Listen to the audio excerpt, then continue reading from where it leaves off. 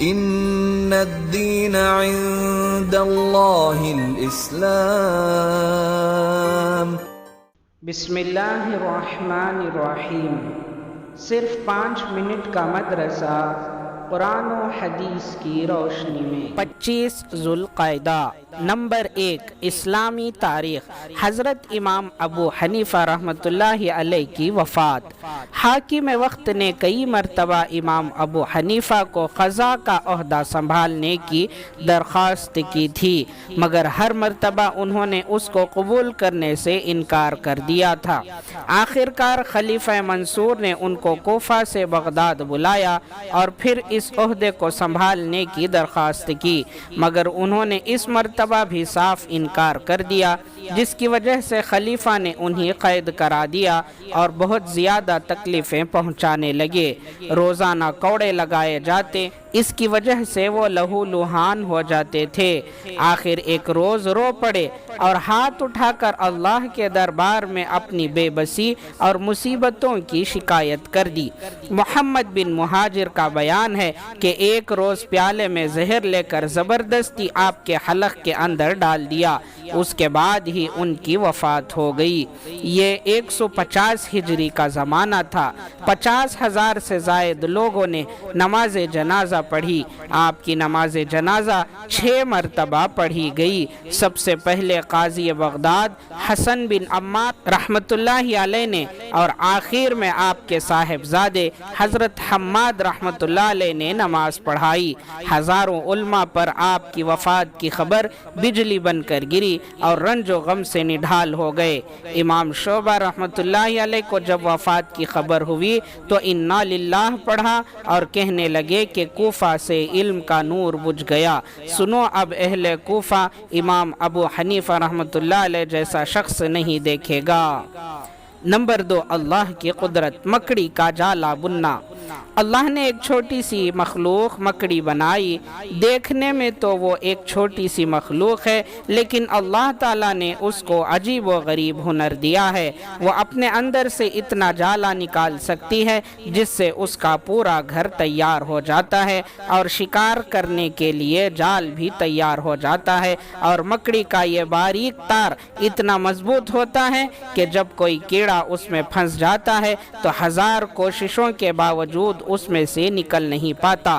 یہ اللہ کی زبردست قدرت ہے جس نے چھوٹی سی مکڑی کو ایسا ہنر عطا کیا ہے۔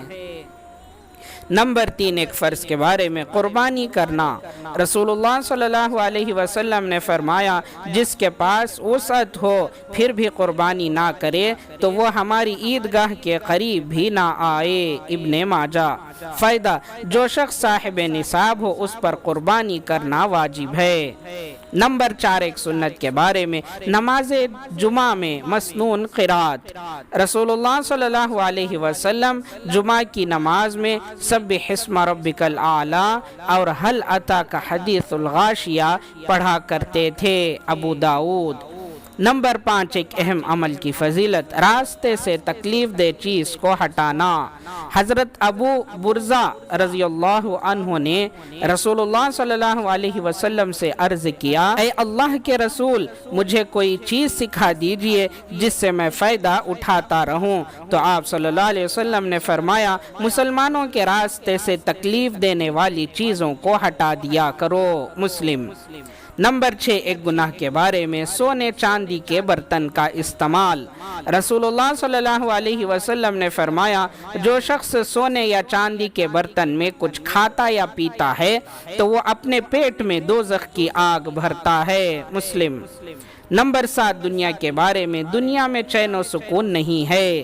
رسول اللہ صلی اللہ علیہ وسلم نے فرمایا، خبردار، دنیا کے بارے میں جو کچھ میں جانتا ہوں اگر تم بھی جاننے لگو تو تمہیں کبھی دنیا میں چین نصیب نہ ہو۔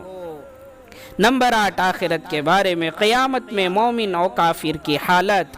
قرآن میں اللہ تعالیٰ فرماتا ہے، اس دن قیامت کے دن بہت سے چہرے روشن ہنستے ہوئے خوشیاں مناتے ہوں گے، اور بہت سے چہروں پر اس دن گرد و غبار پڑی ہوگی اور ان پر ذلت و رسوائی چھائی ہوئی ہوگی۔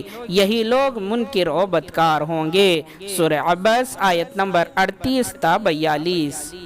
نمبر 9 طب نبوی سے علاج عرق النساء کا علاج۔ رسول اللہ صلی اللہ علیہ وسلم نے فرمایا عرق النساء کا علاج عربی بکری یعنی دمبے کی چکتی ہے جسے پگھلایا جائے، پھر اس کے 3 حصے کیے جائیں اور روزانہ ایک حصہ نہار منہ پیا جائے۔ ابن ماجہ۔ نمبر 10 قرآن کی نصیحت۔ قرآن میں اللہ تعالیٰ فرماتا ہے اے ایمان والوں اللہ اور اس کے رسول کی اطاعت کرو، اپنے اعمال کو برباد نہ کرو۔ سورہ محمد آیت نمبر 33۔ اس ویڈیو کو لائک کریں، شیئر کریں اور کمنٹ کریں۔ پلیز ہمارا چینل اسلام مبارک ہو کو سبسکرائب کریں۔ اللہ تعالیٰ ہم تمام کو ان باتوں پر عمل کرنے کی توفیق عطا فرمائے۔ سبحان اللہ و بحمدہ، سبحانک اللہم و بحمدک، ونشہد ان لا الہ الا انت، نستغفرک و نتوب الیک۔